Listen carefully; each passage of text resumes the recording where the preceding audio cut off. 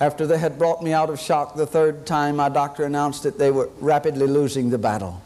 They had to transfer me to a larger hospital, a larger facility, where they had more skilled technicians and more sophisticated equipment. So they prepared a special ambulance, assigned a paramedic to go with me, had me hooked up to all the monitoring devices that they could monitor my vital life signs. My wife was allowed to ride in the ambulance with us. We took off post-haste, headed toward the regional medical center 45 miles away. 19 miles before we reached that hospital, suddenly my veins collapsed. I was unable to take the blood of the drip. At this point, I was swallowed by a veil of darkness. I lost consciousness. It was at this point the paramedic judged me to be dead. The machinery indicated that my vital life signs had failed. He picked up the radio, he called the hospital, he said, "The patient has died. All the vital life signs have failed. Prepare the emergency room. In an attempt to revive him, have a physician meet us on the ramp." This was Friday afternoon, August 3rd, 1979 at 4:45 p.m. Approximately 13 minutes later, the ambulance pulled into the ramp of the Southwest Regional Medical Center at Macomb, Mississippi. Dr. Ross, head of surgery, was standing on that ramp. As they took my body out of the ambulance, he cut my chest open on that ramp to begin to administer to me, even before they moved me inside. Approximately 2 to 3 minutes later, or about 5 o'clock, they had me in the emergency room, where 7 physicians worked on this body from 5 p.m. till 12 midnight. Sometime during the course of that time, they restored my vital life signs. At midnight, they had them stabilized, at which point they transferred me to ICU, where Dr. Ross and some of his assistants continued to work on this body throughout the wee hours of the morning.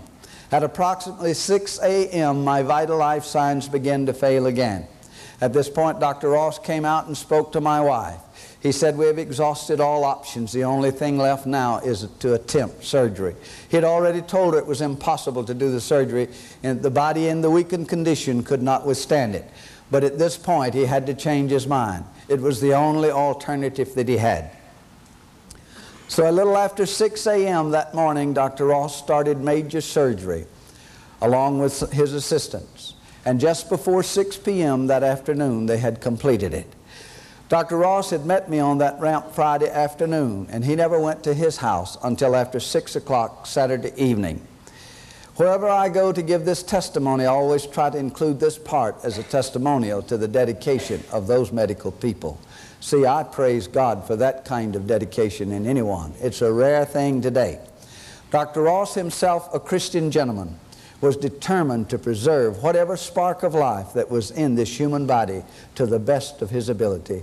And I praise God for that. While those wonderful and marvelous medical people was working so diligently on this body, however, I was not even there, and they didn't know it. Back there in that ambulance, every breath that came to me came only as a result of all the strength of my willpower. I fought as hard as I could to breathe in, and then just as hard to breathe out. By now the pain was so great, I knew that I could not long endure. No human could. I was crying to God for relief from that pain when the lights went out. Suddenly, I was overwhelmed with darkness as I was just swallowed with this veil. The vastness of that darkness is what overwhelmed me. I don't know where that place is I went. The Bible calls it the valley of the shadow of death. Christians refer to it as crossing Jordan. I can't describe it because I don't have any words. If I had any words, you couldn't comprehend it.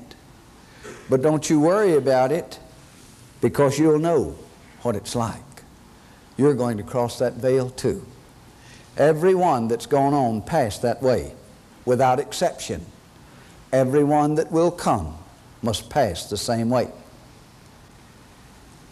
Because it's not part of this world, nor is it part of the world to come.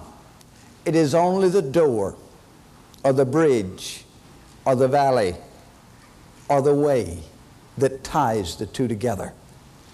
It is the way that all of us must pass from this life to the life to come. There's no other door nor the bridge, nor the way. We all must go that way. And it doesn't matter what station we attain in life. Equally, we will arrive in the veil. It is the same vehicle that will bring us all there, death. It will deliver us all to the veil equally. We come, every single human on the face of the earth comes to the veil the same way, the identical same way. But they don't leave the same way. On the other side of the veil is two roads. One is a narrow road and very straight. Few travel that road. The other is broad, easy, and wide. And many there be that go that way.